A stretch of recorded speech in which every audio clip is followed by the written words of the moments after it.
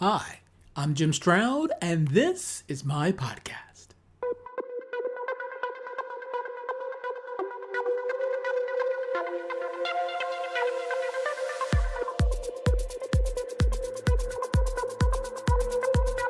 I don't know if you saw this on the news. You probably have. If not, people have been talking about it ad nauseum. But in case you don't know, let me tell you this. Big box electronics retailer Best Buy is under fire after it was revealed a company leadership program specifically barred white people from participating.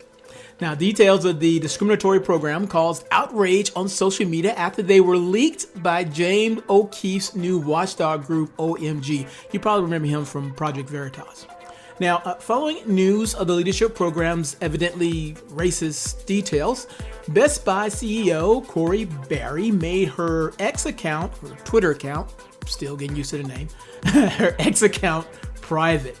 Now, as you might expect, there was outrage online about this and calls for boycotting. If you go on Twitter, X, you'll find plenty of angst there, plenty of anger there.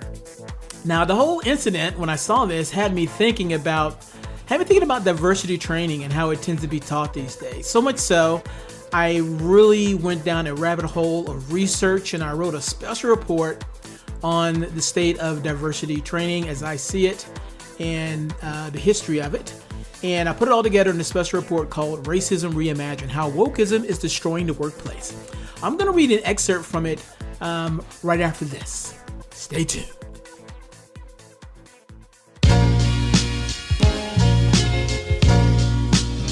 Hey, guess what? I will be speaking at SourceCon in Minneapolis about the impact of AI on the recruitment industry. It's been a long time since I spoke in public, thank you COVID, but I'm back on the circuit now.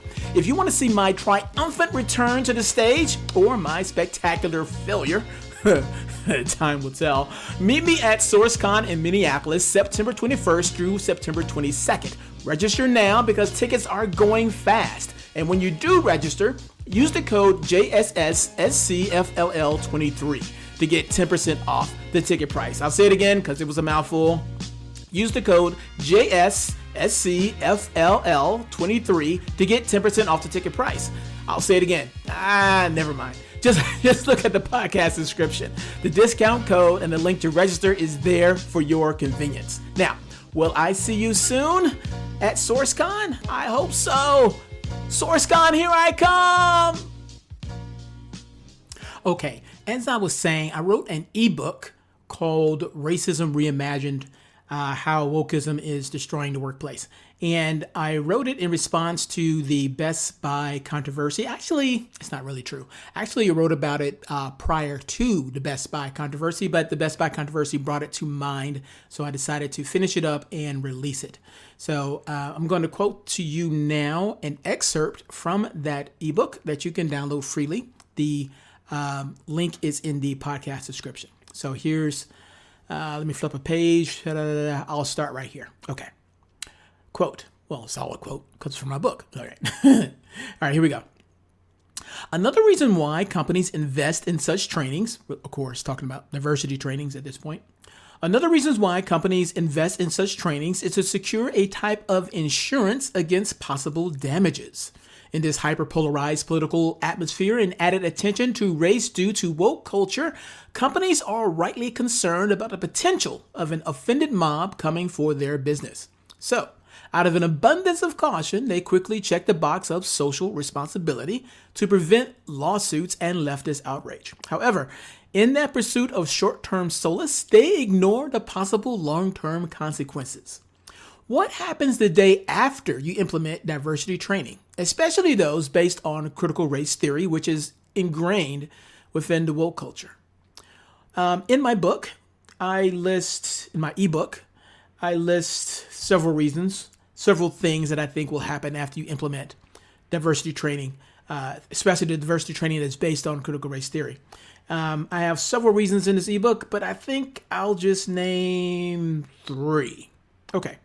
So here is the first thing I think will happen once you implement diversity training in the workplace.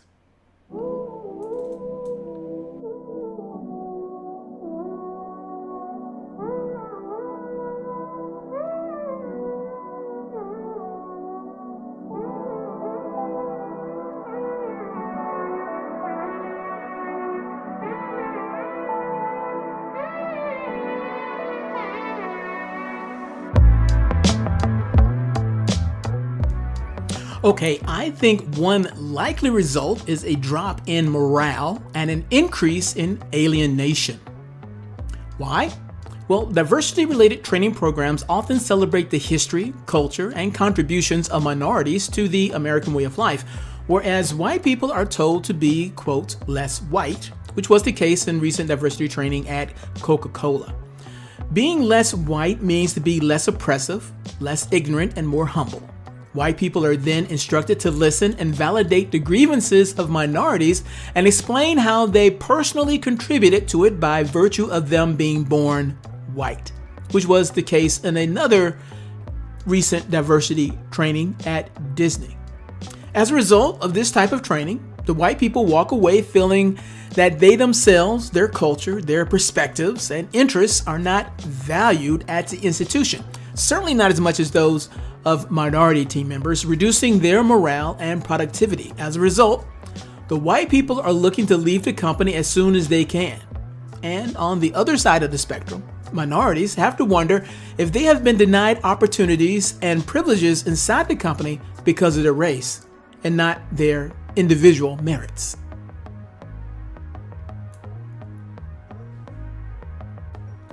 The second thing I think will happen to your office once you implement diversity training is I think you will destroy the cohesiveness of your teams. I mean, how can anyone who is white engage with a minority coworker after a diversity training based on critical race theory? They will feel like they have to walk on eggshells for fear of being called a racist due to a microaggression that they didn't know they were projecting. This gives the impression that the minorities in the company are fragile, easily offended. Such being the case, it's less likely that they will want to build a close working relationship with them. So forget about a strong team dynamic, because one set of people is fearing oppression and always on guard against racism, which according to critical race theory, racism is an ever-present reality. And another group trying not to risk their jobs and personal reputations over some misunderstood word, deed, or even gesture. The third thing I think will happen after you implement diversity training is I think you will likely create a hostile work environment. Let me explain.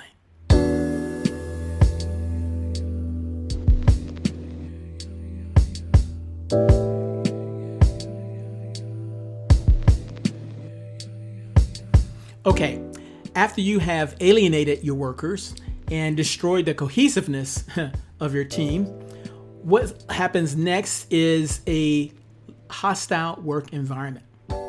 Now, add to the anxiety that will likely breed in that atmosphere, and you have the building blocks of a hostile workplace environment. Imagine these thoughts going on in the office after a series of new diversity initiatives. Why didn't I get that raise?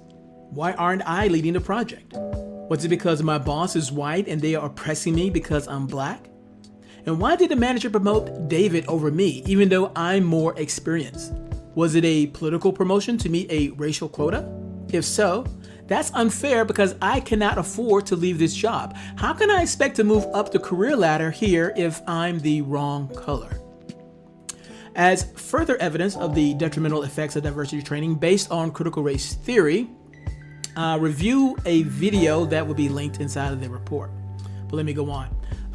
In it, Dr. Karlin Boryshenko interviewed Jennifer Friend, a licensed clinical social worker in private practice in the Washington, D.C. area, about her experiences with critical race theory.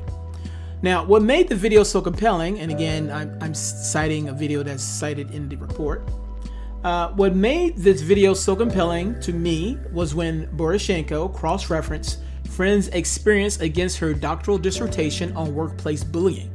It was quite illuminating to see how diversity training based on critical race theory had the following effects. Let me read those effects to you.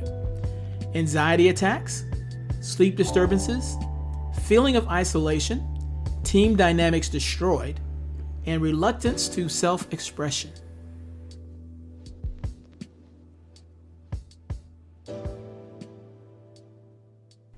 Now, there are other things I can mention, but that would make this podcast much, much longer than it needs to be. And I want you to see the report because in the report, I have links to videos I heavily cite my sources and give you a lot of food for thought if you are considering diversity training.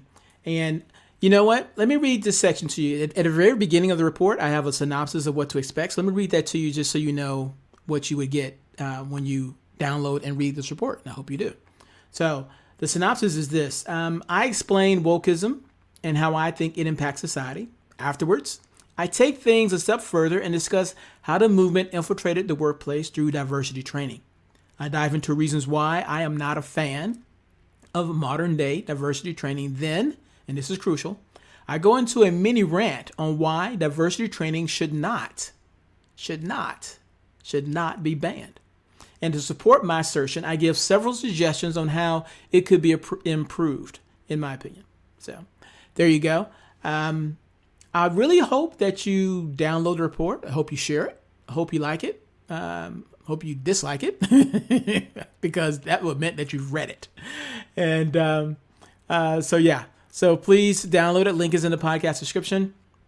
Download it, read it, share it, talk about it, whatever. It's for you. So, and by all means, if you are considering diversity training, and send it to your HR department. Give them food for thought. Not that I am poo-pooing all diversity training out there, just the ones that are based on critical race theory, which is too many of them in my opinion. But that's just my thought. Thank you for listening this far. And thank you in advance for downloading and reading the report.